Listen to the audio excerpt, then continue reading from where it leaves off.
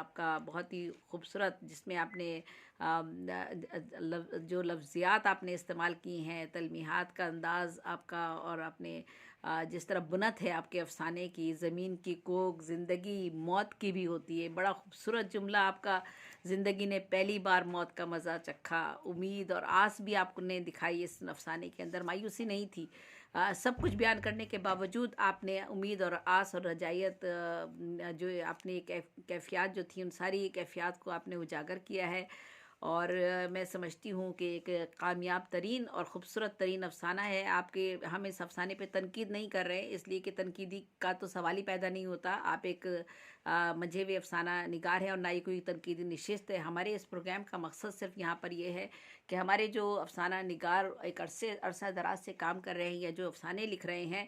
اور ان کو ان کے افسانے پر بات کی جا سکے، اور ان کی جو شناخت ہے اس میں مزید ہم اس کو اور دور تک لوگوں تک لے جا سکیں اور بتا سکیں کہ افسانہ جو ہے دیکھیں کن مراحل تک پہنچ چکا ہے، اور اس کی ترقی اور ترویج کے لیے ہمارے افسانہ نگار کیا کیا کام کر رہے ہیں۔ تو آج آپ کے چھوٹے سے مختصر سے افسانے نے اس بات کو ثبوت فراہم کیا کہ صرف شاعری نہیں بلکہ افسانہ نگاری اور فکشن یا ناول ہو یا افسانہ ہو، اس میں بھی ہمارے افسانہ نگار بہترین کام کر رہے ہیں اور وہ موجود ہیں۔ تو اب میں ڈاکٹر صابرہ خاتون کی طرف آتی ہوں۔ صابرہ، اس افسانے کے بارے میں آپ کیا کہنا چاہیں گی؟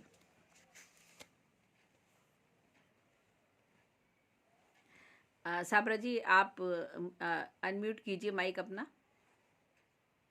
جی جی جی، وعلیکم السلام علیکم۔ جی وعلیکم السلام۔ جی صابرہ جی۔ سب سے پہلے برٹش پاکستان، جی وعلیکم، برٹش پاکستان وومنس سوسائٹی کی میں بہت شکر گزار ہوں کہ یہ جو سوسائٹی ہے یہ واقعتاً بہت ہی اچھے پروگرامس مرتب کرتی ہے اور اس طرح کے لوگوں سے ملنے کے مواقع فراہم کرتی ہے۔ میں کچھ دنوں پہلے ابھی بلند اقبال صاحب کے والد صاحب کے حوالے سے جو پروگرام ہوا تھا، حمایت علی اس شاعر میں صاحب کے حوالے سے، مجھے خواہش تھی کہ ان سے ملاقات ہو اور یہ اس پروگرام میں موجود رہے، لیکن انہوں نے معذرت ظاہر کی تھی اور کسی وجہ سے، کسی ناگزیر وجہ کی وجہ کر یہ نہیں آ سکے تھے۔ تو بہرحال آج اتنی بڑی شخصیت کے ساتھ پھر سے ایک پروگرام میں جوڑ دینا، انہیں پھر سے ایک پروگرام کرنا، یقیناً میرے لیے بڑے ہی فخر کی بات ہے، اعزاز کی بات ہے کہ آپ جیسے لوگوں کے ساتھ ایک بار پھر مل بیٹھنے کا موقع فراہم کیا گیا، کیونکہ ڈاکٹر سعادت سعید صاحب، ڈاکٹر شبیر احمد قادری صاحب اور خود زیبی آپی جو ہے، زیب النساء زیبی صاحبہ، کیا کہنے، تو ان سبھی حضرات ظاہر ہے میرے سے بہت سینئر ہیں، لیکن مجھے اتنی خوشی ہوتی ہے ان کے ساتھ بیٹھ کر اور گفتگو کرنے کا موقع ملتا ہے۔ تو میں اپنی جانب سے پہلے British Pakistan women's society, Zebi آپی اور تمام حضرات کا شکریہ ادا کرنا چاہتی ہوں۔ اور اب میں آتی ہوں بلند اقبال صاحب کی طرف۔ یقیناً آپ کا جو تعارف آپ ہی نے پیش کیا، وہ اپنے آپ میں بہت ہی مطلب کیا کہیں، مختصر اور جامع اور بہت ہی معلوماتی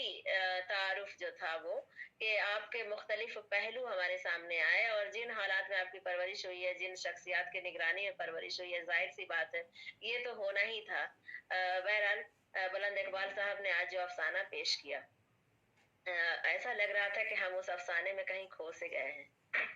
دیکھا جائے تو یہ علامتی افسانہ تھا، اس میں علامتیں بھی تھیں، لیکن مجھے کہنے دیجئے کہ وہ علامتیں بوجھل نہیں تھیں۔ ایک ہوتا ہے نا جدیدیت کا جو بھی ایک دور شروع ہوا، کہیں سے کہانی پر بالکل غائب ہو گئی، افسانویت ختم ہو گئی، بیانیہ ختم ہو گیا، لیکن علامتوں کو اتنا زیادہ بڑھا چڑھا دیا گیا کہ دوسری تمام چیزیں اس کے پیچھے چھپ سی گئی، دب سی گئی۔ لیکن یہاں مجھے کہنے دیجئے کہ علامتیں تو تھیں لیکن بوجھل نہیں تھی، بہت ساری باتیں صاف شفاف سمجھ میں آ رہی تھی، تلمیحات بالکل صحیح جانب اشارے کر رہے تھے۔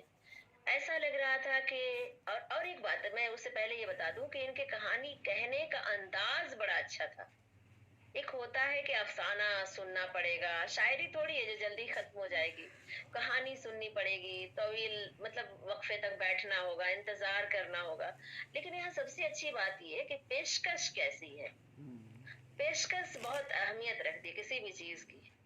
تو پیشکش جو ہوتا ہے نا، کہ مطلب پیشکش جو چیز ہے وہ اپنے آپ میں اتنی جاذبیت ہوتی ہے اس میں कि सुनने वाला कभी बोर नहीं होता। बिल्कुल ही ड्रामाई अंदाज में एक तरह से देखा जाए तो ड्रामाई अंदाज कमोबेश था इनके यहाँ, और ड्रामाई अंदाज में बड़ी ही खूबसूरत